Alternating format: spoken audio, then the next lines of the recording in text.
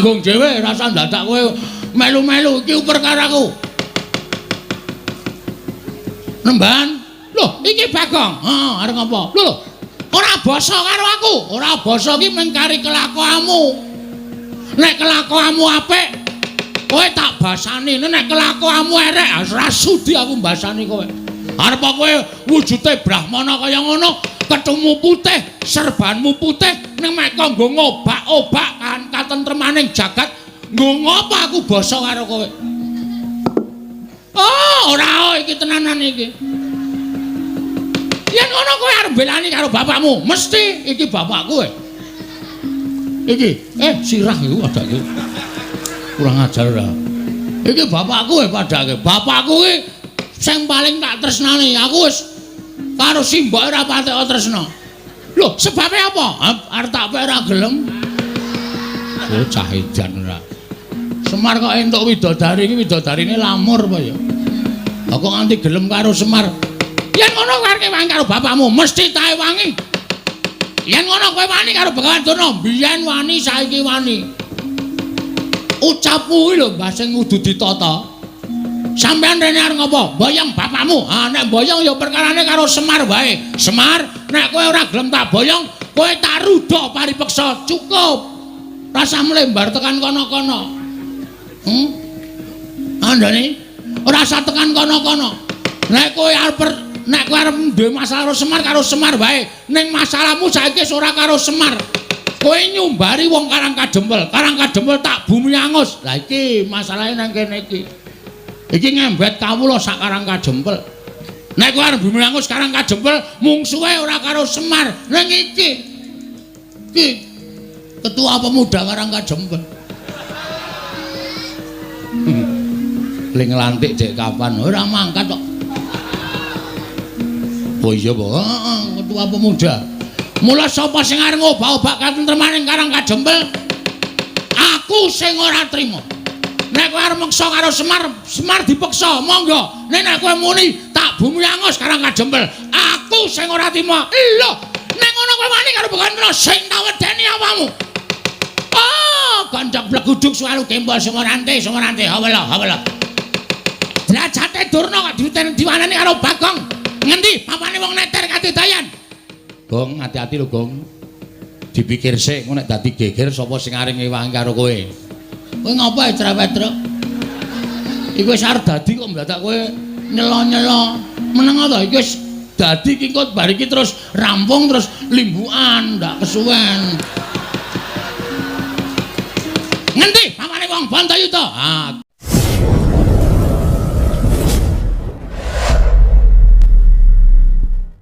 Ming perkara kaya ngono iku dadak kok gawe perkara. Tampanan sembahi Werkudara. Werkudara? Nggih. Ya to.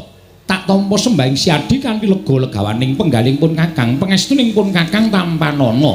Yo tak gegem dadiake jimat. Lah, rak ngono to. Ming perkara ngaturke pangestu karo nampa sembahe kok dadak dipercaya tekan ndi-ndi. Monggo kowe ngerti watake Werkudara. Yen wis kagol kagelan atine dheweke kuwi nambuhi wae ora gelem. Inggih Koko Prabu menika kala wau namung kirang gegojekan. Antawisipun kula lan kadang kula pun Werkudara. Boleh Kakangku. Aku ngaturke sembahku katura. Boleh Kakangku. Aku ngaturke sembahku katura. Boleh Kakangku. Wah, boleh ora semaur. Koko Prabu, nggih. Panjenengan ugi mboten paring pangandikan Werkudara sampun ngaturaken sembah panjen tak jarak. Lho, sababipun menapa? Lho, kowe ngerti dhewe to. Bule iki cirine pun Kakang. Mongko jenenge Nata Mandura Prabu Baladewa, asmaning Nata Mandura Prabu Baladewa kuwi pirang-pirang. Baladewa Kusumawaning Pinta, Wasi Jaladara, Anamka Krasana, kuwi jenengku kabeh. Mongko bule kuwi cirine pun Kakang, kuwi sirikaning pun Kakang. Mbok yo ngaturke sembah kanggo jeneng Baladewa apa Waning Pinta rak penak to? Kok bula-bule. Werkudara, nggih. Mbok yo aja marahi to, Yayi. Bule kuwi sirikaning Koko Prabu Mandura. Kowe ngaturke sembah kanggo nyebut Baladewa rak ya iso to. Aja nganggo bule. Bule kuwi sirikaning Koko Prabu. Koko Prabu kuwi nek disebut bule kuwi mesti duka. Mula pisan meneh tak jaluk aja nyebut bule ning ngatara asmane Kakang Prabu Baladewa ingkang pirang-pirang cacahe mau ning aja nganggo bule njaluk tulung balenono ping 1000 kas. Werkudara meneng kok kowe bule. Baladewa kakangku piye? Yen pancen kowe ora sagu diundang bule, aja ora trima karo Werkudara ning ora trima karo sing gawe urip. Merga wong urip aran alam padhang kuwi tumrap Werkudara, bungah susah bejo cilaka, sugih miskin kuwi gumantung karo sing gawe jagat. Ngelingono uripmu kuwi ora pawitan apa-apa, kowe mung sadrema urip diparingi karo sing gawe jagat diwenehi wujud bule, kok sajahe kowe ora trima. Yen ngono ora percaya marang panguwasaning dat kamurmengdan. Wis. Malah mejang sing ora-ora. Sesuk meneh aja mbok baleni nggonmu ngabekti karo aku tak tampa pangestuku Tambanono. Yo tak gegem dadekake jimat. Koko Prabu, kula ngaturaken sembah pangabekti kula punjuk. Arjuna tak tampa, Janaka tak tampa. Pangestunipun Kakang Tambanono. Yo pangestuku Tambanono Janaka. Kula pun dinggo jimat paripindayana ing kasantosan. Nuwun sewu sinuwun. Dadosaken kaget raos sing manahipun ing abdipun Semar. Rawuh paduka ingkang boten cecala ingkang saderengipun. Menika wonten menapa ingkang mestinipun panjenengan menika nuwun sewu. Sesembahan kula upami betah kaliyan Semar mestinipun kantun nimbali kemawon kula menika jejering abdi badhe sowan ngabiyantara ngersa paduka Sinuwun Ndarawati. Mboten kok sampeyan ingkang keraya-raya rawuh wonten ing Karangkadempel. Kakang Semar mestine kaget penggali ingsun nalika semono Koko Prabu Mandra rawuh ning Projing Ndarawati tumuli nganti kalawan panjenengan ingsun prapta ning negara Ngamarta. Lah kok tinemu ning Ngamarta suwung ora ana baban ingkang menongon ing semendhe banon kang tinumpuk.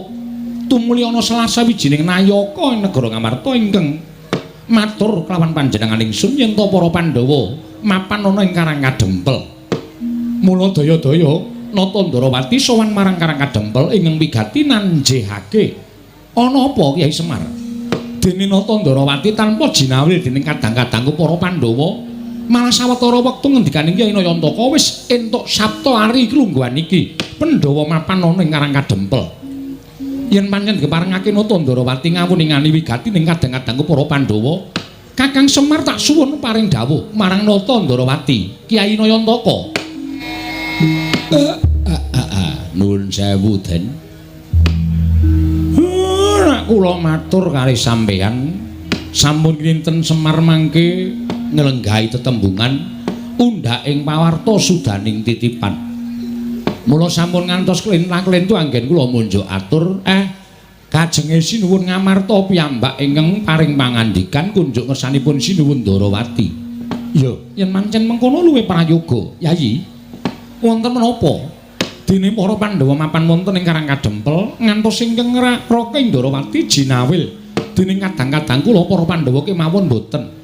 Menawi kepareng kawedharing kathah tumunten kababarna, kula nedya nglungaken jangga nilingaken karna mastuti sabda Tama Paduka Yayi Prabu Ngamarta. Yayi Camyaji.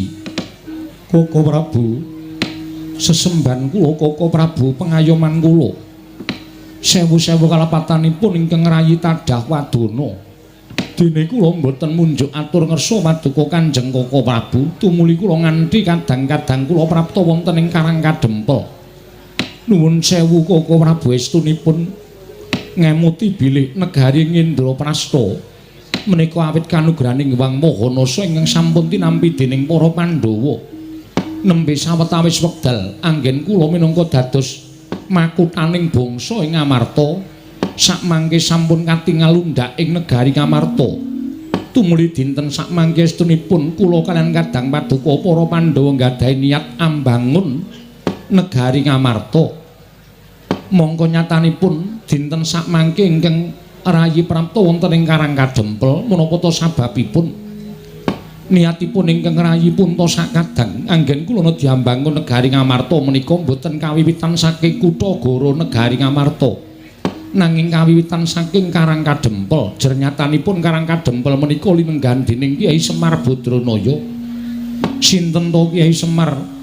Menika boten sanes kejawi namung pamonging para Pandhawa. Pandhawa boten badhe saged tumangkar kados mekaten menawi mboten wonten Kyai Semar Pandhawa mboten saged mukti ngawibawa Nyakrawati mbau dendha menawi mboten saking Kyai Semar Badranaya mila sampun gumula ing Rembag Pandhawa nedya mbangun Karang Kadempel miwiti Karang Kadempel rumiyin ingkang kabangun tumuli sakmangke saged ngalimbar dumugi ing negari Ngamarta Kaka Prabu menggah mekaten wigatosipun Pandhawa mapan wonten ing Karang Kadempel jagat wasisaning Bathara Wayabtara jagat ing mestinipun Paduka Yayi Prabu menika nyaosi prisa dhateng Raka Indrawati jernyatanipun Pandhawa kaliyan ingkang Raka Indrawati menika bebasanipun kalih-kalih ngatunggal tiganipun ngemor menika Mandura ing mboten sagedipun pisahaken nanging sabab menapa dening Paduka Yayi Prabu mboten anjawil dhateng ing Raka tumunten sowan dhateng Karang Kadempel menapa semestinipun Paduka Yayi Prabu sampun ngiwakaken dhateng Raka Indrawati mangke riyen linambaran penggalih sabar kanthi penggalih ingkang ikhlas panjenengan sampun ngantos keseluruh dalan ingkang kleru nggih Den namung babakan perkawis mboten tetarosan kemawon menika mangke ndak mboten sae kedadosanipun kula sing ajeng munjuk atur sasamunipun Pandhawa rawuh wonten ing Karang Kadempel estunipun kula menika sampun munjuk atur margi Pandhawa menika nggadahi piyai loro sing nuwun sewu wonten ing mriki kula matur ingkang nggadahi lelabetan ageng tumraping para Pandhawa setunggal inggih menika pepayunging para Pandhawa Sinuwun Darawati dene kula menika namung pamomong. Kula menika namung pamomong. Mestinipun Sinuwun Punta kedahipun tetarosan langkung rumiyin kaliyan Sinuwun Kresna. Ngibaratipun Pandhawa menika kreta lan jaranipun kusiripun Nata Darawati. Menika mangke ndak boten prayogi menika sampun wungsal wangsul kula aturaken. Nang wangune Pandhawa ngantos dinten menika dereng atur rembag ingkang sampun aturaken dhateng Paduka Sinuwun Darawati. Iya, pancen durung matur marang panjenengan ingsun Kyai Semar nggih. Mula kula matur sing sabar, sing ikhlas. Nuwun sewu. Mboten niatipun Pandhawa menika nyupekaken dhateng Sinuwun Kresna babar pisan mboten. Mboten niat Pandhawa menika badhe supe dhateng lelabetanipun Sinuwun Darawati menika mboten. Pancen mangke menawi sampun saged rinantam wewangunan wonten ing Karang Kadempel tumuli badhe munjuk atur ngersanipun Sinuwun Kresna sabab Pandhawa mboten kepengin ngrepotaken dhateng Sinuwun Darawati merga Sinuwun Darawati menika dipunanggep kadang werdanipun para Pandhawa mila tumunten ingkang dipun bruki perkawis menika Semar ajeng kula selaki mboten wonten ginanipun mongko gegayuhanipun Pandhawa menika sae. Anggenipun badhe mbangun Karang Kadempel. Krana wewangunan negari Ngamarta menika dipun wiwiti saking Karang Kadempel pamripun Sinuwun Punta menika mangke saged malimbar dumugi negari Ngamarta. Lah menika lho Sinuwun. Menika ingkang kula anggep leres. Mergi racak-racakipun ingkang sami kelampah wewangunan menika punjeripun wonten ing Kutagara. Wekasan ing kemapan wonten ing Pradesan Karangparden wonten ing pagunungan boten saged ngraosaken mila tumunten sakmangke kula genahaken dhateng para Pandhawa merenahaken dhateng para Pandhawa wewangunan dipun wiwiti saking Karang Kadempel mengkono Kakang Semar nggih ning nggih niku dereng kemawon kula menika ngrantam rancangan-rancangan ing ajeng kula aturaken Sinuwun Prabu Puntadewa babak anglayoni jujulan usuli. Wau dalu niku kula ngimpi ingkang kababar kawursita madyaning pasumpenan. Nalika semanten boten sangkan paran boten wonten asalipun saking pundi dumadakan Karang Kadempel ketekan banjir bandhang. Mongko banjir kala wau ngendangaken ndara-ndara kula Pandhawa ngantos bingung kenganglangan manah kula kudu kepripun sareng kula nglilir saking tilem kula onceki werdining pasumpenan jebul werdine ngimpen ingkang kababar kawursita menika kala wau boten sanes kejawi namung nek Pandhawa nggayuh kanugrahan mongko kanugrahan karo pacoban menika adakane tekane sok bareng Mung titah menika ingkang nampi pacoban menika saged ngrampungi pacoban menawi menapa boten. Nek iso tegese kanugrahane bakal cemepak, ning yen ora inggih sampun pacobane teka mongko ora kuat nampa pacoban wekasan kanugrahane nggih bakal luncat. Niki sasmita sing kula tampa. Malah sak mangke kepasang Yogya katujuhe ngenu Ndara Kresna Ndara Baladewa rawuh wonten ing mriki tuwuh kekuatan lahir batin kula. Upami mangke wonten pacoban ingkang tumanduk dhateng kadang utawi pepundhen kula para Pandhawa, sak mangke mboten Semar piyambak ingkang kudu ngulir budi ngasah pikir tuwin ngasah kadewasan ngrampungi pacoban ning sesarengan tembayatan kalih Sinuwun Kresna supaya aja nganti napa sing dijangka dening para Pandhawa menika mangke nampi pacobaning Hyang Mahanasa. Upami nampa pacoban ya kudu bisa ngrampungi pacoban kala wau kanthi tuntas supaya kanugrahane enggal tinampa dening para Pandhawa Sinuwun. Sida madyaning padukuhan Karang Kadempel. Nalika semanten sami midhangetaken panjenenganipun Kyai Nayantaka. Nadyan sedaya kawula ing Karang Kadempel samya tumungkul ing kisma datan wonten ingkang mantun anyabawa. Kaperbawan wingit wimbaning Kyai Ismaya ya Kilurah Semar Badranaya. Dadak sakoling mangke kawiti ngageder madyaning sak jawining padukuhan. Kathah para kawling sami alok yen to padukuhan kedai ketamuan priyagung boten sanes kejawi namung Begawan Durna ingkang wantun minggah wonten ing pendhapi padukuhan Karang Kadempel. Hakarya jingak kang samya mulat minggah ing Sang Begawan Durna kaya geger kanggo samya kawula ing sami wilujeng Penemban. Kandhak blegujuk suaru gembel Semorante hawela. Oh iya Semar. Slamet tekaku ora nemulang swiji apa Semar? Kula ngaturaken sembah pangabekti kula kunjuk Penemban. Oh tak tampa kowe ngaturke sembah karo Begawan Durna ora let pangestuning Begawan Durna Tampanana ya Semar. Kula pundi nggo jimat paripe dayanana ing kasantosan. Bapa Penemban kula ngaturaken sembah pangabekti kula kunjuk Bapa Penemban. Lho, menika anak Prabu Darma Kusuma. Inggih Bapa Penemban. Kok malah lenggah wonten ing Karang Kadempel, Nger? Sampun sawetawis anggen kula sowan wonten ing Karang Kadempel tuwi dhateng Kyai Semar Badranaya. Oh, syukur. Tegesipun para Pandhawa menika mboten nyupekaken dhateng lelabatanipun Semar Badranaya. Mboten nyupekaken dhateng lelabatanipun Kakang Semar inggih menika pun pamonging para Pandhawa. Syukur menika wajib dipun tiru. Menika wajib dipun contoh. Kula ngaturaken sembah Bapa Penemban. Oh nggih kula tampi. Dawah sami-sami, Nger. Anak Prabu Darma Kusuma.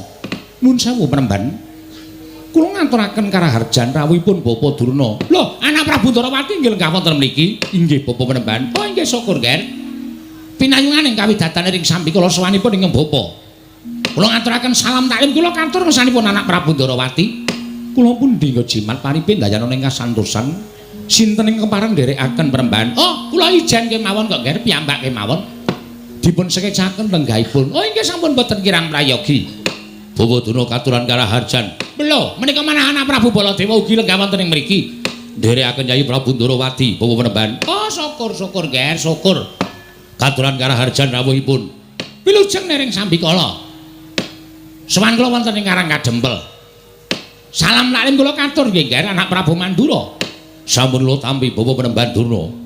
Dipun sekecaken lenggahipun. Oh inggih sampun boten kirang prayogi.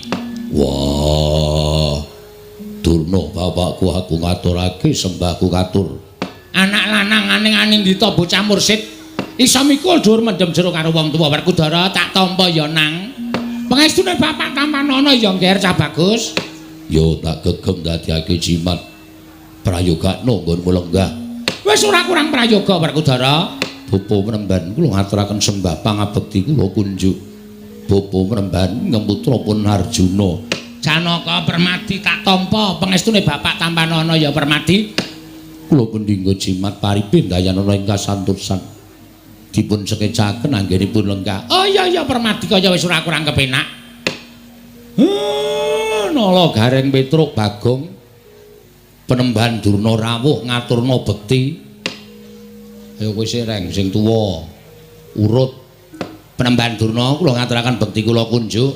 Nala Gareng tak tampa pangestune Begawan Durna Tampanana ya Nala Gareng. Nggih, kula pundi nggo jimat Dayanana ing kasantosan. Wah, lah kok saya kuru kowe. Inggih pangestunipun nggih kaonan pun kaya ngeten. Ora kena penyakit apa-apa ta kowe? Mboten. Mboten Panembahan. Syukur sing penting sehat ya Nala Gareng. Nggih. Waras lahir batin. Kuwi sing apik. Kokean bondo duwe derajat pangkat nek ora sehat nggo kabrak apa ya ta? Nggih. Panembahan kula ngaturaken bekti kula kunjuk. Petruk kantong bolong tak tampa. Pangestu tampanana ya Petruk. Kula pun dinggo jimat paripin dayanana ing kasantosan. Dipun prayogakaken nggih Panembahan. Oh iya Petruk tak tampa. Wis ora kurang prayoga praptaku ning Karang Kadempel. Gong, ngaturke sembah le. Hah? Ngaturke sembah. Sapa? Panembahan Durna. Penembahan Durna. Konding Penembahan Durna kula ngaturaken sembah pangabekti kula kunjuk nggih Penembahan. Oh iya Bagong. Heeh. Kowe nang ngendi iki? Wonten mriki. Mboten patosa ketingal. Oh iya ora apa-apa sembah kowe ngabekti karo Begawan Durna wis nyenengake ati. Tak tampa ngaturake sembah. Pangestuku tampanana ya Bagong. Nggih. Kula pun dinggo jimat paripen dayanana ing kasantosan. Heeh. Mbah Putri mboten nderek. Ora ning omah wae. Wah, mbok kapan-kapan iku srimbit. Begawan Durna kali Mbah Putri. Nek kira-kira isin ya nganggo andong. Mbok sik apik gong nek omong ki ora. Nglarani ati senengane. Lha niku nek mboten gojek karo sampeyan niku rasane cemplang e. Oh iya tak tampa. Ning ora ndek niat ngina karo aku kok mboten. Sampeyan pendhita kula ming batur kok prayogakaken lenggahipun nggih Panembahan. Oh iya wis ora kurang kepenak. Ajeng ngunjuk napa? Loh. Apa kowe kuat nyuga Begawan Durna? Walah padake cah tipis.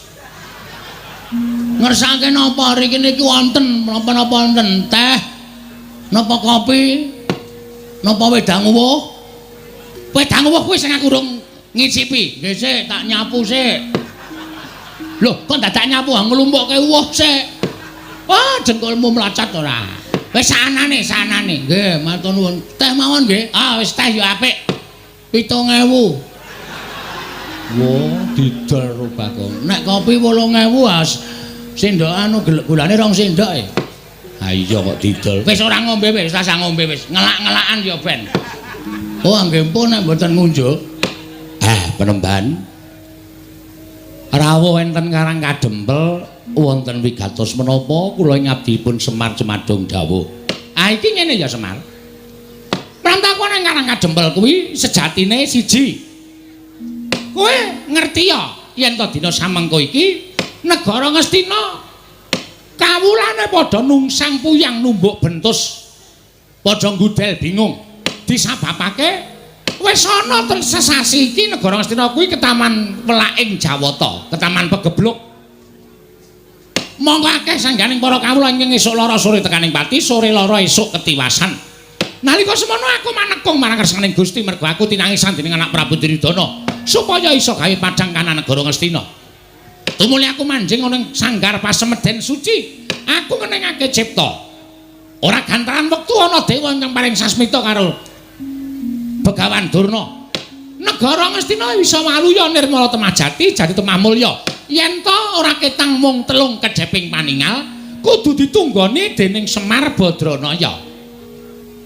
Mula praptaku ning Karang Kadempel iki Semar, minangka pengawaking Nalendra Ngastina. Minangka utusane Nalendra Ngastina aku iki pengen mboyong karo kowe. Tulungana wong Ngastina, ngelingana. Yen to wong Ngastina kuwi nadan sing lenggahi minangka dadi Nalendra negara Ngastina kuwi anak Prabu Duryudana, ning kowe kudu ngerti yen Ngastina kuwi rak darbeking para Pandhawa. Anak Prabu Duryudana kuwi ming dapur Ratu Wakil. Nggih. Ning nganti Ngastina kuwi iki mengko geger, Ngastina iki mengko rusak. Apa kowe ora melu ngrasake kelangan? Mula wektu dina iki dina samengko aku diutus dening anak Prabu Duryudana supaya mboyong marang kowe lan wanti-wanti welingi anak Prabu Duryudana Bapak Durna Kakang Semar supados saged boten saged rawuh wonten ing Karang Kadempel. Upamiya Kakang Semar menika nyuwun liru menapa kemawon kedah dipun cekapi lan saged dipun udaneni tegesipun dipun paringaken dening Semar Badranaya. Lah iki kalodhanganmu Semar, kalodhangan tumrap kowe saya sugih, kowe saya duwe derajat pangkat, kowe saya kedunungan bondo donya. Liripun kok ngoten pangandika sampeyan. Lho, mestine ngono. gelem tak boyong ning negara Ngastina, kowe butuh apa-apa mesti ana sing nyukupi anak Prabu Duryudana. Mongko tak sawang Semar. Kowe wiwit suwita marang para Pandhawa, wiwit kowe ngabdi marang para Pandhawa tekan seprene iki kok omahmu blas ora ana undakane babar blas. Pendapamu ya wis ming kaya ngene iki, wondene bale wismamu ya wis ming kaya ngono kuwi. Tur kowe kuwi uripe ketok nggone katon sengsara banget. Mula dina iki ayo padha benake uripmu sarana kowe rawuh ning negara Ngastina. Kowe dadi srana berating Sukerta sing tumanduk ning negara Ngastina, tur kowe uga bakal entuk brana picis derajat pangkat. Ngendikane anak Prabu Duryudana, Bapa Durna, Semar nyuwun pangkat napa? Badhe kula paringaken.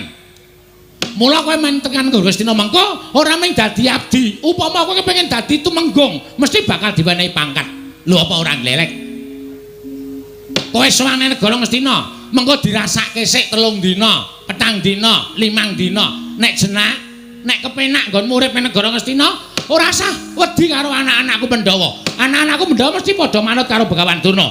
Omahmu iki dimbrukke. Omahmu iki dimbrukke. Kaya ngene iki nek nang Ngastina wis ora kanggo tak kandhani. Kaya ngene iki nek Ngastina menggo kayu bakar. Nggih. Dimbrukke terus mengko kowe tak yasake omah ning negara Ngastina. Nek perlu sak anak-anakmu. Sak anak-anakmu tak yasake kabeh. Mengko digawe perumahan Panakawan. Sing pinggir dalan gedhe kuwi tak yasake omahmu, kowe njaluk tingkat pira bakal tak turuti. Mengko sing tengah tak gaweke omahe Gareng. Mengko sing nomor 3 tak gaweke omahe Petruk, ya apik-apik kabeh. Mengko sing kari dhewe tak yasake kandang kirik. Gong, arep diasake kandang kirik kowe. Asik lho. Kok malah asik to? Aku ora ngerti po, selama iki aku kan turu ro kirik. Oh, malah seneng to. Heeh, wis ora apa-apa. Aku dadi wong dikorbanke iki ora masalah kok, Tru. Dadi anak Semar dadi kari dhewe ya ming rekoso. Saiki arep dadi perumahan ya ming diasake kandang kiri, ora masalah, ora masalah. Kowe matur karo aku, Semar. Gage, kowe njaluk apa? Njaluk brana picis? Pirang miliar, pirang triliun dibayar kenceng. Anak Prabu Duryudana kuwi ratu ingkang sugih dhewe. Seprapat jagat bandane ora bakal kelong nek ming bayar karo kowe. Apa kowe njaluk diyasake kereta kencana ingkang ditarik kuda cacahe 8. Mengko bakal diyasake.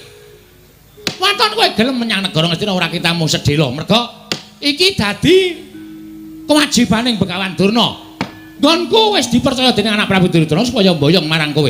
Wektu dina iki kowe manuta. Ayo tak boyong ning negara Ngastina. Mengko yen ora betah, kowe bali ora apa-apa. Bali ora apa-apa. Sing wigati wis rawuh ning negara Ngastina. Ning dene kowe engko betah, ya mampano ning Ngastina sateruse ora apa-apa. Njaluk pangkat apa bakal dituruti, njaluk branda Prabaya picis apa wae bakal dituruti. Wis, cukup semono wae sing dadi aturku marang kowe Semar. Kowe meneh ana wangsulan karo Begawan Durna. Saguh apa ora? Nek saguh, matur nuwun. Dene ora, perkarane apa, dasarmu apa, aku tak ngerti. Nggih. Jane nek digagas kanthi gagasan lair napa sing mangendikake niku sapa sing ora kegut, sapa sing ora manut karo pangendika sampeyan. Ning nuwun sewu, nek cara batin kok geseh kalih angen-angen kula. Lho, geseh piye? Nuwun sewu penemban. Kabagyaning lair batin menika mboten diukur saking kaking brana picis lan dhuwuring derajat pangkat, apike bale wisma lan menterenging titian menika mboten. Ning tumrap Semar, kula wit riyin tekan sakniki niku mapan teng mriki niku ati kula wis seneng. Nadyan napa-napa sarwa kekurangan, ning batin kula wis ngrasake kabagyan ingkang cukup tumrap urip kula. Mula nek sampeyan ajeng boyong karo Semar kok dadak mangiming-imingi Semar butuh derajat pangkat, Semar butuh duit, Semar butuh apa? Kula pun boten kegut kali derajat pangkat. Mula manggawe ukara liyane kuwi sampeyan supaya iso nglembuk atine Semar. Kula ampun mangwenehi duit, ampun mangwenehi derajat pangkat. Niku dudu gegayuhan kula. Gegayuhan kula niku kabagyaning lair batin pun niku mawon. Arepa kula teng Ngastina kebekan brana picis, omah kula apik, titian kula apik, ning nek batin kula ora tentrem, cepak modare. Ning nadyan kula mapan teng Karang Kadempel, apa-apa sarwa kurang paribasan mangan sedina ping 3 durung kantenan iso ajeg. Ning nek ati kula seneng, wong seneng atine niku nyurung dateng kebagas kewarasan awake. Mula kula nyuwun pangapunten nek sampeyan pamer perkara brana picis, kula ora iso kegut penemban nyuwun pangapunten. Lah terus kowe njaluk apa? Aku tak takon karo kowe. Kowe njaluk apa? Nek kowe njaluk apa wae sakliyane derajat pangkat brana picis matura. Mengko aku sing matur marang anak Prabu Duryudana supaya ngleksanane apa kang dadi panjalukmu ing mengkono kowe iso sowan ning negara Ngastina. Nek kula matur mboten gerah penggalih. Ora. Nek kula ngomong mboten sakit penggalihe. Ora arep lara. Kula gelem sowan teng Karang Kadempel utawa teng negari Ngastina diboyong sinuwun Duryudana lumantar Ndara Penemban Durna saguh. Wong nyatane kula niku urip mboten bedak-bedake. Ngamarta ya Ngastina, Ngastina ya Ngamarta. Sapa sing butuh karo Semar, kula mesti nderek, kula mesti manut. Ning siji waton Ngastina niku resik.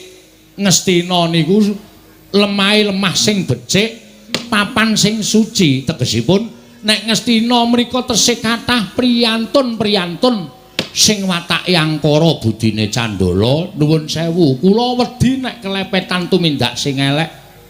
Kula semelang nek sifat kula dadi sifat angkara budi Candala. Mula kula gelem teka teng pundi papan niku nek pancen papane niku wis resik saka menungsa sing tumindake angkara. Kula tak sowan teng Ngastina ning wong-wong sing dadi tuk sumbering perkara niku mangsingkirke dhisik sengking negara Ngastina. Kula gelem sowan teng negara Ngastina Penemban.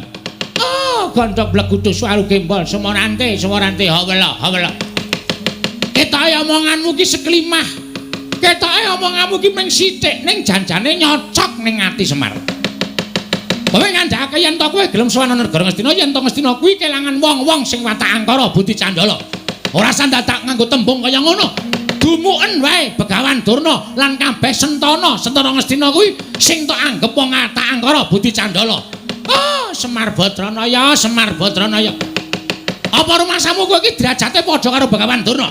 Kowe iki derajate men batur gedibal 17. Kowe iki mung wong kere, kowe iki mung wong elek, kowe iki mung Panakawan. Lah kok kowe drangep-drangep ucapmu?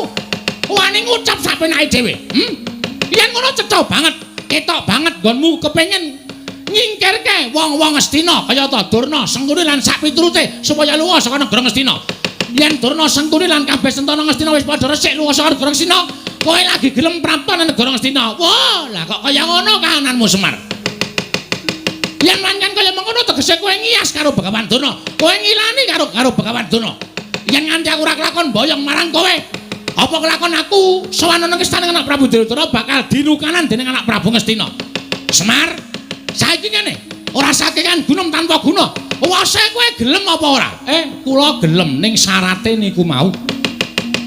Syarate niku wau nek sampeyan iso ngudaneni kula tak sowan teng negara Ngastina, mboten usah ngangge napa-napa. Ora usah dipethuk, ora usah didabyang, ora usah ditandu. Kula tak mlaku saking Karang Kadempel tekan negara Ngastina. Ning nggih niku wau, Ngastina kudu resik saka wong-wong sing angkara murka, wong-wong sing tumindake Candala budine angkara. Niku mawon panjaluk kula. Oh, nek ngono cetha, cekak gampange kowe ora gelem sowan negara Ngastina. Yen to Durna lan kabeh Sentana Ngastina isih mapan negara Ngastina. Manut sampeyan ling ngarani. Apa kelakon kowe tak ruda paribeksa? Penemban, sampeyan iku pendhita lho, aja sok ngruda paribeksa karo sak sesamaning urip. Mengke ndak ora prayoga. Ora sandhake ngono tanpa guna. Ora gelem sowan negara Ngastina.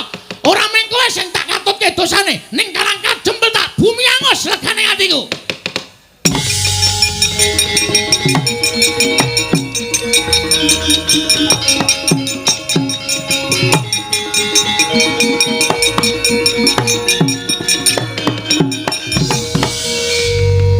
Bagong kowe arep ngopo?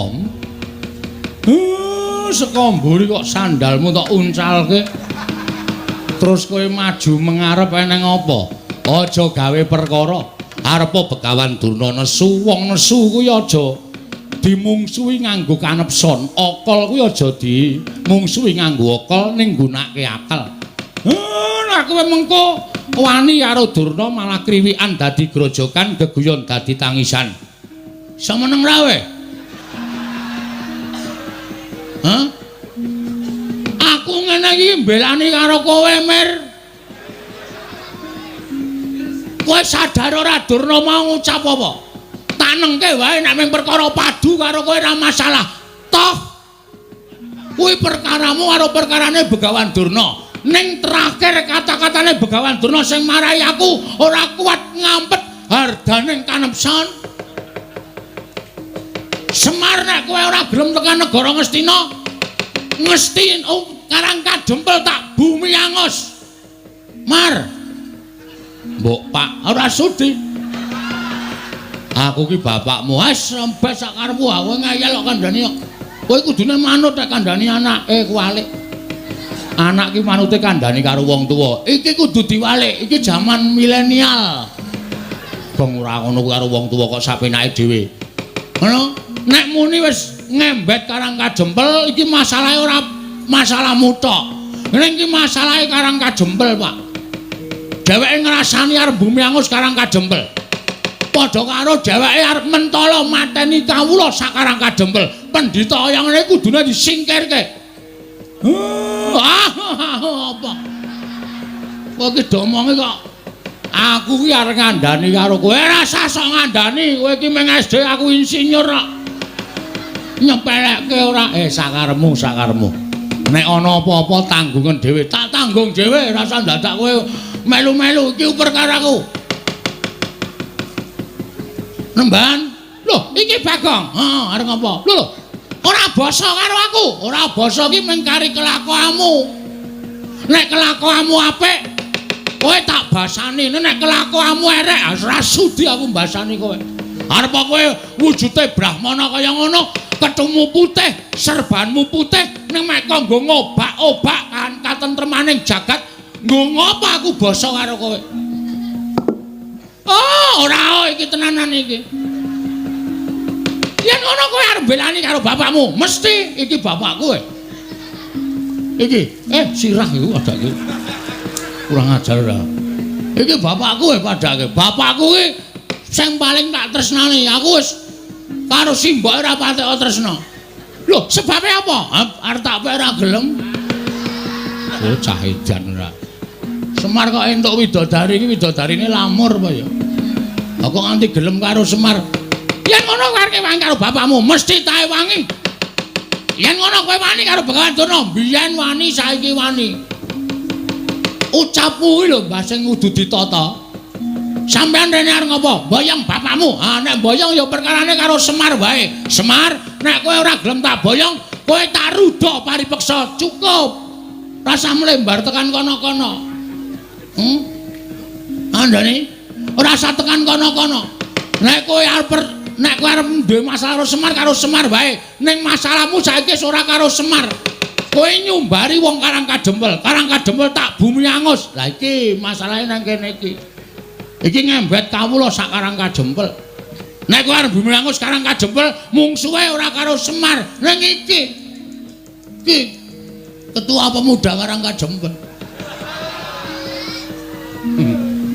Ling lantik cek kapan ora mangkat kok. Oh iya, Po. Ketua pemuda. Mula sapa sing arep ngobak-obak katentremaning Karang Kadempel? Aku sing ora trima.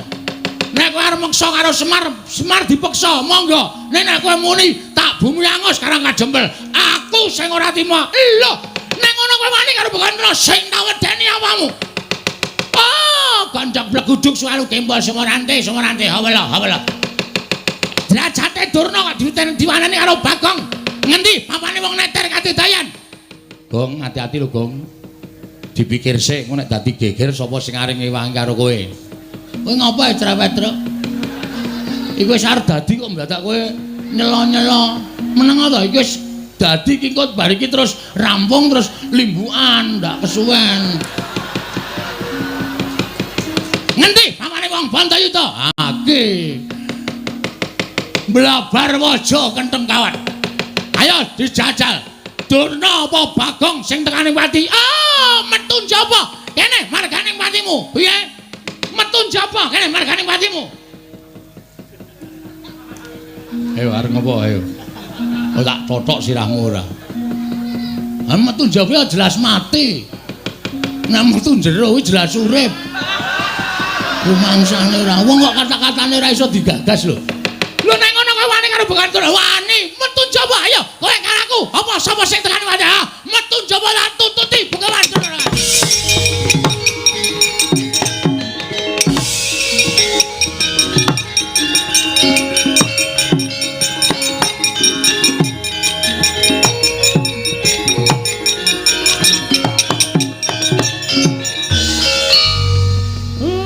Tantang-tantangan Durna wis metu kok kowe malah mbegogok. Ora Bagong lah kok kowe iki nantang Begawan Durna. Durnane wis metu kok kowe isih nang kene. Aku lho mung nantang tok e. Lho, lah sing temandang sapa? Ya mbok. Caidan to kae senengane. Kae masalah to sing arep temandang sapa? Truk. Kowe iki ra luwih gagas kok aku to. Heeh. Ngapa kowe iki ora gelem temandang? Lah aku ora nantang kok. Sing nantangke aku. Sing temandang kowe. Wah, Bagong. Nun. Apa wis tok pikir kowe wani karo Durna bapakku? Wis, anumpun. Kowe ngerti Durna iki sapa? Pendhita saka 5. Dudu kuwi. Durna karo aku iki pernah apa? Murid karo guru. Aku nganggep Durna bapakku kuwi kaya apa? Kaya bapak dhewe. Ana apa kowe wani karo Durna padha karo wani karo Werkudara? Sing kebangetan iki sampean. Sampeyan kok gelem dadi anake Durna? Wis tak takon, rupane Durna kaya ngono kok anak-anak kaya sampean baguse ra jamak-jamak. Wong sementen iki mboten percaya. Durna sing menehi banyu suci Perwitasari. Salah. Salah. Sampeyan niku jane mbiyen dijlomprongke karo Begawan Durna kon jegur segara. Jane sampeyan niku mung dikrenah patine ning merga sampeyan niku percaya karo Durna nganti entuk banyu suci Perwitasari. Durna ora dadi jalaran sampeyan entuk banyu suci Perwitasari. Oh. Kok ngono kok Durna bapakku? Bapak saka ngendi? Kowe tak anggap bapakku. Salah sampeyan niku kleru. Sing maringi banyu suci Perwitasari niku Sang Ruci Bathara, ya Sang Dewa Ruci, dudu kok Durna. Ning Durna duduke ning tengah segara. Niku jane niate ora nduduke banyu suci, mateni sampean men sampean ngrekoso teng tengah segara sing aja-aja patih sengkuni. Kok kowe ngerti? Aku domongi dalange kok. Ngeyel ora. Kula ngerti le rembugan teng jero kotak. Sampeyan ra krungu, sampeyan teng dhuwur dhewe kok. Kula teng isor jejer do teng glenik nika. Bagong ki nek omong waton jeplak cangkeme. Cangkemmu kowe. Lho. Wah, edan iki malah dunake cangkemmu lho. Kok Prabu Bagong niku nek ngenten iki mboten sah disaruwe. Wong piyambake niku watake kaya ngono. Wah, ning titen ana. Titene apa? Nek nganti kowe wani karo Durna bapakku, mung suwe dudu sapa-sapa ning Werkudara. Lho, aku salin bubukan piye? Aku nantange karo Durna kok mung suwe sampeyan. Mergo kae bapakku. Weh lah, domongi ngayal. Nika niku dudu bapak sampeyan. Bapak sampeyan niku Prabu Pandu Pramuka. Pandu Dewayana. Pandu Dewayana. Pun teng swarga mrika, aja sok ganti-ganti bapak. Apa Dewi Kunti gelem jodoke Durna? Wah, cangkemmu. Mrene kecek ndasmu modar. Gong, wis Gong. Dadi masalah lho. Wong kok arep menange dhewe. Anggere kalah kata-kata kok rene gecek. Apa kowe? Aku ya kalah nek digecek ya, Tru. Aku mung cilik kono gedhe kok. Coba aku iso gedhe. Gecek genti kok. Wah, edan wae wis ngerti lagi ngerti iki Bagong Edan. Bagong Edan wis suwe. Ampun njajal gedhe, Gong. Engko. Sik yaene. Anggere esuk kae gedhe dhewe aku. Oh iya. Ampun Den, niki anak kula. Tur nek kula gagas nggih Durna niku ya kleru. Sampeyan ampun belani wong kleru. Kandhani mir. Sapenake dhewe ora. Apa-apa aku arep diklerokke. Nek mboyong Semar, mboyong ora apa-apa. Ning nek sampeyan minangka dadi putra bumi Karangkajempel, lahir teng Karangkajempel. Nek ana wong ngrasani Karangkajempel tak bumi angus, sapa sing ora merkitik? Niki bumi wutah getih kowe arep dienggo macem-macem. Werkudara, apa? Tak pikir-pikir bener Bagong. Yen kowe mbelani Durna tegese kowe kleru. Arep kuwi gurumu. Ning Durna pancen luput ngene ngucapake. Nggone bakal gawe bumi angus Karangkajempel. Sapa sing ora merkitik? Yen to dilairake ning Karangkajempel, urip ning Karangkajempel, seger ngombe banyu Karangkajempel, wareg mangan wulu wetu Karangkajempel. Kok bumi kelairane arep di bumi angus karo wong liya kuwi tegese wong sing ora merkitik atine, ora lara atine, tegese ora tresna karo bumi kelairane. Wah, rungokke kowe. Oh, apa-apa kok Durna bapakku arep tak belani. Mbok Ndara Janaka wae ora ngendika apa-apa kok. Padahal Ndara Janaka diparingi pusaka karo Durna pirang-pirang. Nggih to, Den? Iya. Sampeyan diparingi ali-ali ampal nggih to? Iya. Ora nesu kok kono mung entuk banyu suci Perwitasari wae. Sapa wani Durna tak idak? Kondur arep gleleng. Mbok didak njajal. Aku didak Semar nesu ya, Pak ya. Mbuh. Lho. Iki ora ana sing komplot babar blas iki. Aku ki jenan tenan, Truk. Ya ora apa-apa ya. Kowe marahi kok rumangsane. Den, napa sing dikandhake anak kula niku bener. Napa sing dikandhake anak kula niku landhesan bebener. Mula sampeyan ampun nganti pisan-pisan sampeyan nyalahke Bagong. Bagong niku mbelani bapakne, mbelani bumi kelairane. Nek enten apa-napa Bagong ya melu ngrasake nek Karangkajempel nganti di bumi angus tenan karo Durna. Napa sampeyan ora mesakake kawula sak Karangkajempel? Napa sampeyan mboten prihatin nimurpi Karangkajempel diosak asik karo Begawan Durna? Werkudara. Nggih. Apa sing dikandikake dening Kyai Semar mau bener? Lah, kandhani ngeyel. Apa sing dikandhake karo Kakang Semar mau bener? Mula aja tok belani karo Durna. Wah, yo. Ya piye? Ya wis, aku manut. Ning janji ana sing jotosi Durna bapakku aja takon dosa, tetep dadi mungsuhe Werkudara. Piye, Kang? Sapa sing jotosi Durna dadi mungsuhe Werkudara? Nglimpe to. Durna bingkem, heeh. Seret nang nggon sepi tutuki pukul besi sirahe. Kowe anarkis banget ya, man gemes aku. Nanti arep ketekan Durna mesti geger, nanti arep ketekan Durna mesti kisruh. Rumangsaku ora. Lah kae piye Begawan Durna wis metu ning jaba. Sapa sing arep nandingi? Rawe rantas malang-malang tak putunge, Pak. Wen pokoke hati-hati.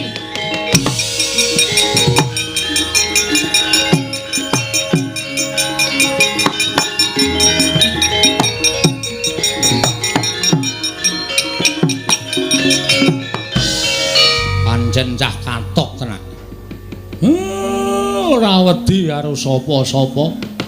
Nek wis duwe niat mbelani karo bumi kelairane kok ora nyawang mungsuhe sapa kok nekate ra jamak-jamak.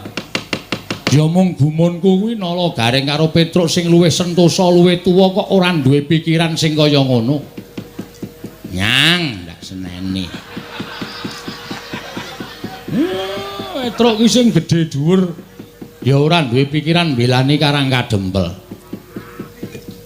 Kat. Itu nun, aja njotosi Durna.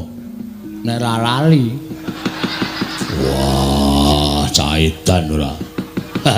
Werkudara ki kok padu kok musuh Panakawan demen kewirangan. Yayaji menawi ngaten samangke menapa sampun dipun aturaken Kyai Nayantaka sampun ndara dasih tegesipun kados pundi Koko Prabu? Tegesipun menawi Pandhawa nggayuh kanugrahan sakmangke pacobanipun ugi sampun cumepak ketitik Begawan Durna ingkang sampun sowan wonten ing Karangkajempel wigatosipun badhe mboyong dhateng Kyai Semar.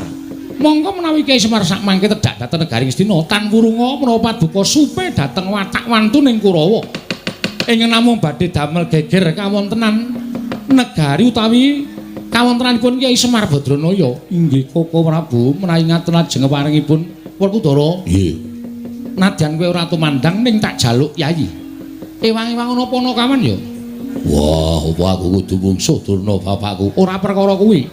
Ning anak-anakmu kabeh dawana supaya nrenggalangi balane Durna, mbuh Kurawa, mbuh sapa sing bakal tekan Karang Kadempel. Yo, ngestoke dawuh. Mangsa Baranga, aku mengkari manut karo Kresna kakangku. Lah, rak ngono malah kepenak lho. Wis kowe rasa tumandang, kowe lenggah. Wis tuwa. Nyawang anak-anakmu sing padha ngrewangi marang Karang Kadempel. Yo, Baladewa aku mengkari manut. Sinuwun gandeng sak mangke menika sampun kula anggep cekap rembagan mangke saged dipun sambet malih kula tak rembagan catur netra Sinuwun Prabu Darma Kusuma sinuwun Kresna sinuwun Baladewa Ndara Werku Ndara Janaka kula suwun ampun negake Karang Kadempel nggih pun. Iya Kakang Semar mengko aku bakal njogo Karang Kadempel. Yo Semar aja kuwatir. Aku yang bakal ngulatake marang Karang Kadempel. Yo Semar. Aku yang bakal njogo Karang Kadempel. Kakang Semar aku yang bakal gawe tentreming Karang Kadempel. Gandeng sampun paripurna, lilanana kula tak mlebet wonten ing griya. Kawula sak madukan badhe kula bibaraken sak mangke menawi rubeda ingkang tumanduk wonten Karang Kadempel menika sampun sirna. Tumunten badhe kula wiwiti ambangun Karang Kadempel minggahipun negari Ngamarta. Kakang Semar Badranaya mangsa borong. Kaya wis purna gati ning Mananggilan, Kilar Semar Badranaya arsa tedhak manjing telenging bali wisma. Katingal saking Mandrawa, candraning Kyai Semar kaya gumebyar busananing nata ing Amarta Prabu Darma Kusuma.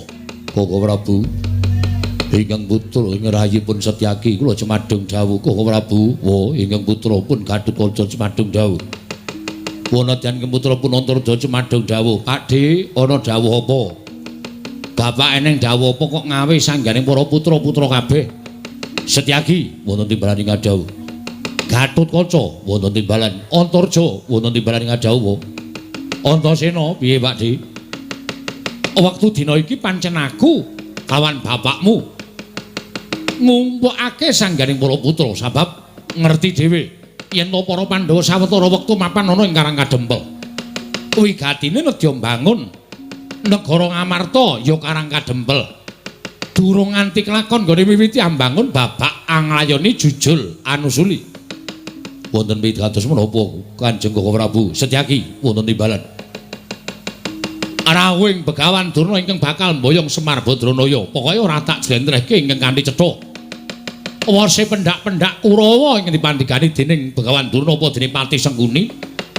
Yen to tekan ngendi papan mesti bakal gawe geger, mesti bakal gawe kisruh. Mriki. Mula dina iki mau Begawan Durna padu karo Bagong. Monggo tak wis padake Bagong wis mlayu rikat bakal methukke prajurit sing digawa dening Begawan Durna. Kowe ngerti Bagong kuwi dadi pamomonging para Pandhawa. Setyaki sithik akeh wis tau tate nampa pangudange Bagong. Gatotkaca semono uga tau dimong karo Bagong. Antarja tau dimong karo Bagong. Antasena ya tau dimong karo Bagong. Kabecianing Punakawan iki mau nek ora tok males sarta kowe ora iso dadi pengayoming Bagong. Ora ana gunane nggonmu duwe batur Bagong lan Punakawan liyane. Lajeng parempat duka Kanjeng Koko Prabu kados pundi? Durna laku jantaning Bagong yen ana apa-apa tandang ana yen pancen Begawan Durna gawa wadyabala mbok singire saka Karang Kadempel aja gawe geger Karang Kadempel. Mriki ngestaken dawuh. Lajeng pangkatipun ingkang rayipun Setyaki benjang menapa mriki po pangkatipun ingkang putra Pringgondani benjang menapa pangkatipun ingkang putra Jangkar Bumi benjang menapa ora ketang sambung ngobor cara lintang mangkat dina iki. Mriki ngestaken dawuh. Aku mangkat dina iki ya Pakde. Ya Antasena sing ati-ati aja kaya bocah cilik.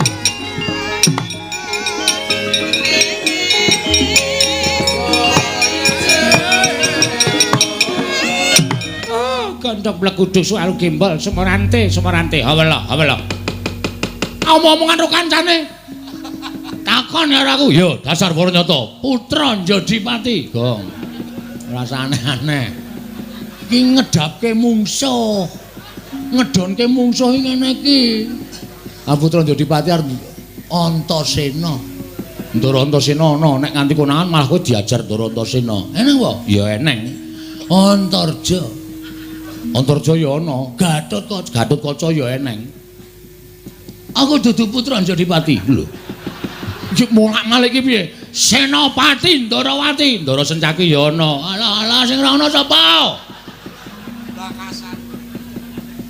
aku putra Madukara wah nek anak Madukara iki pirang-pirang Ndara Abimanyu ora ana oke ra ngaku lho Satria ing Tanjung Anom Raden Abimanyu wah Abimanyu aku wis tau ngerti nadyan liwat gambar Abimanyu iki dapure ora kaya kowe aduh ya wis ganti jeneng kok gonta-ganti ora ndeng aku bature aku Bagong iki sing kandhake Begawan Durna mau Durna muni piye jarene nggone bakal mboyong karo Semar Badranaya di wangsuli karo anake Semar sing ragil jenenge Bagong. Wah, kowe to Bagong. Dasar Waranyata. Piye gleleng ora? Iki Bagong. Sing mburi sapa? Iki kakangku, Petruk. Kakangku meneh cilik jenenge Gareng. Telu kuwi ra iso disangga enteng. Kowe sapa? Aku keseting Sang Prabu Jayeng Sekti saka ing Pagralun. Lho, Jayeng Sekti iki sapa meneh, Truk? Mbuh. Mesti seswane Durna kuwi. Heeh, mestine. Kowe anak buah Jayeng Sekti. Yo, dasar Waranyata. Jenengmu sapa? Sumbang Surajigja. Wah, cah pelit lho. Cah pelit piye? Sumbang Surajigja ora nyumbang ora apa-apa. Duapure Bagong ora. Areng apa kowe? Goleki sing jeneng Bagong sing wani nantang karo Begawan Durna. Kowe mapalangi Begawan Durna ngene mboyong karo Semar Badranaya. Apa wis kandel kulitmu wis 100 balungmu? Ya urung aku urung atos balungku urung kandel kulit nulis sing penting wong gelut ki hitungane ming wani kok Mas. Aku wani, kowe wani rampung ngono ora dadak ngetes atos balungku apa wulut kulitku rasah kesuwen. Kowe wani aku wani. Lho, kowe wani karo aku sing tak wedeni apamu? Minggir lho. Ya. Mundak kedupak aku. Oh ya. Wes aku wis pencak medeni lho. Wani, sing tak wedeni apamu?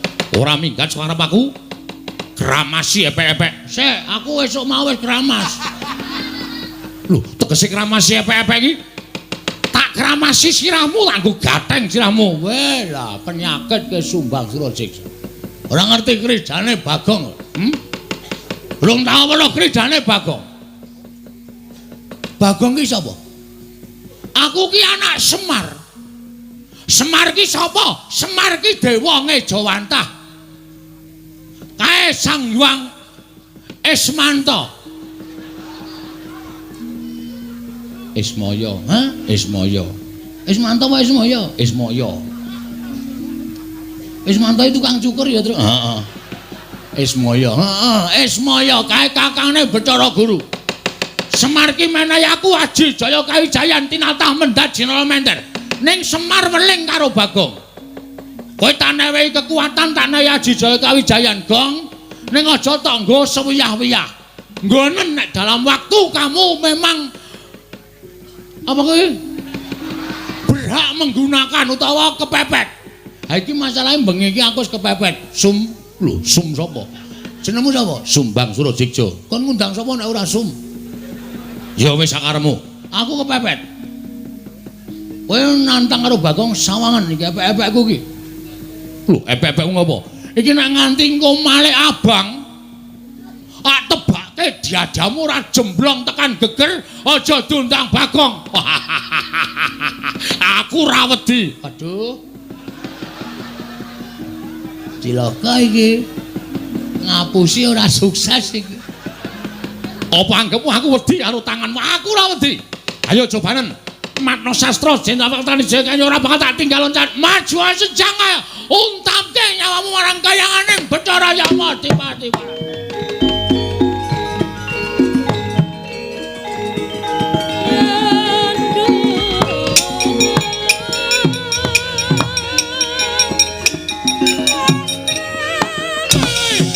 Dar kowe. Wes. Dar.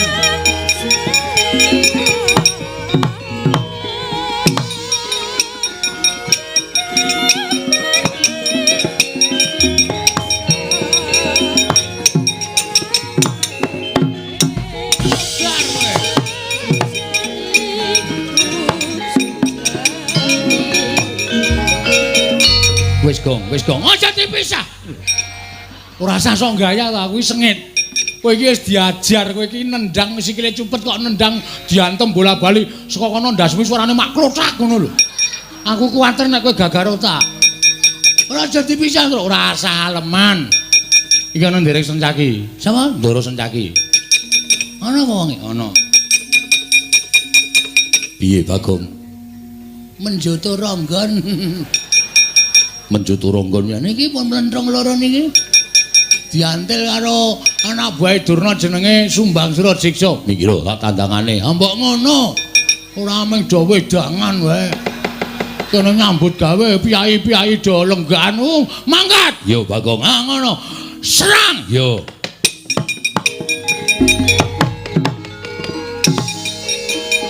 Yo.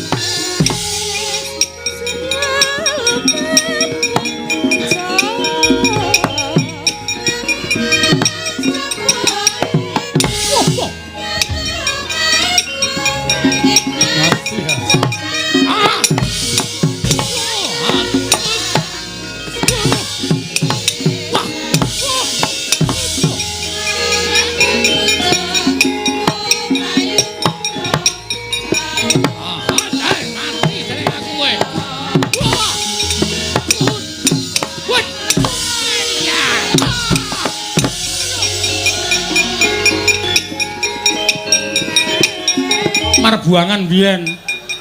Rene apa? Agak begini. Agak kece Pak. Ajar. Wah, radong.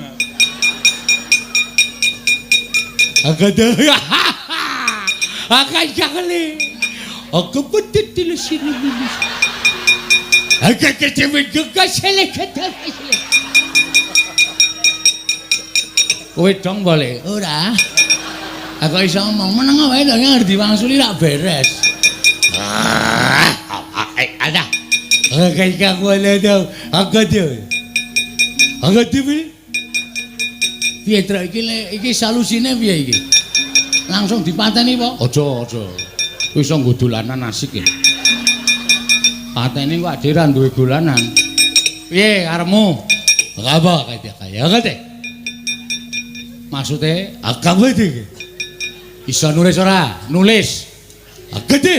Oh, akate iki iso, Gong. Akate iki iso. Iso nulis ora? Gede. Ah, iso ta. Iso kuwi artine iso. Gede. Ah. Duh, nulis karepmu piye? Gede. Gede lede kecil Gede. Oh, alah. Jenengmu sapa? Hello. Oh ya, aku Petro. Aku. Retukan kesilaka kelupa. Kerupuk dengkulmu melocot ya. Petro, kada. Akade aja lah kada ya. Akade. Aku mana akade. Tulis. Kada begini. Iya. Aku Bagong. Kenapa Bagong? Rada jelas akhirnya rada jelas. Sirmu aku wadah sawala kata kawaya kata wisa wisa bari cile bagai. Puyer Patro. Ora isih kuat aku isih kuat. Apa gedeg kemene dilek apa jene. Tulis. Aduh buku di. Oh, akeh banget. Ngerti dek ini. Agak ada baik. Kata baik. Atau kabasya kata. Akan terjadi kata kita kabasya. Mongko ngono dadi nggo dolanan. Sakake ya kok. Heeh. Wah, pesone apik iki, Truk. Aja dijukuk kuwi nggone wong mati kuwalat. Wong mati ki ra krasa apa-apa kok kuwalat. Jukuk sok nggo mbleh wedhus. Lah iya. Baja putih. Jarike bathik, Truk. Aja to, Gong, iki ora malingan ngono lho. Lah apa-apa wong mati ki ora krasa kok. Copot jarike. Waduh klambine iki iso nggo jaket nek turu, Truk. Ah iya wis. Wis lumayan entuk-entukan. Ben copot nggo cilikke.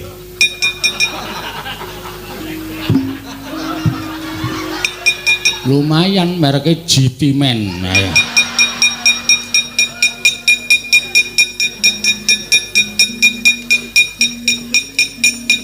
Wedan mlendis Ora diturai apa-apa. Oh, jan bocah-bocahane do. Wah, ketuki banget ne. Awitene aku mengentuk kuwi kok. Ki wangune ratune nggawa mbako. Apa? Kuwi mutah kuwi. Oh. Tak jukuke Patro dilinteng gah. Kena disumet cepete ra jamak-jamak. Brongo cangkemmu mesti. Ayo sapa sing arep ganggu karo kajembel kare.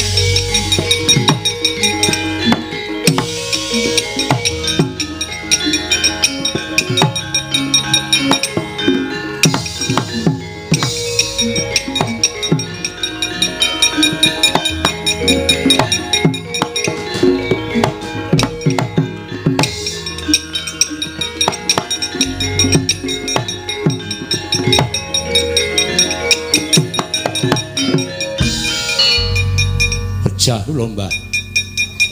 Mengisa apa? Kula majeng pinanggih kaliyan anakipun Semar ingkang nami Bagong. Bagong kula ajar. Bagong ical wonten satriya kantet ngeyayat bringose ngulur geni tumpangi kuping kiwa tengen. Satriyanipun namung alit ning tangane atose ra jamak-jamak. Oh. Wange cilik Nggih. nganggo gelung. Leres. Tangane kenceng cilik ning kenceng to. Nggih. Kuwi nek ora kleru Raden Sentyaki. Lho. Simbah kok prisa? Wong tua menang pengalaman. Aku wis wareg mangan gempalaning jagat legine asi ning kahanan. Sentyaki. Inggih, mbok menawi menika. Wah, kowe nek iso menang karo Sentyaki bumi langit tangkep. Kae Senopati Ndarawati kae bendina gelut. Saben dinane nek ra gelut ki awake meriang. Sentyaki menika. Sentyaki kuwi domongi kok. Wis kana mulih kana. Nggih. Ketemu anak bojo syukuran. Lho. Syukuran Gendurenan kowe ora modar mungsuh Sentyaki. Bejo kowe ora modar Sentyaki iki paling ora mungsuhe iki tugel. Boyoke putung tangane stimpal baune kuwi diremuk karo Sentyaki. Kowe mulih wutuh ki bejo kana. Ngabari tangga teparo gendurenan kowe ora modar. Nggih. Tasakuran. Oh nggih, wis tak kendhawuh. Sentyaki. Sentyaki aja pisan-pisan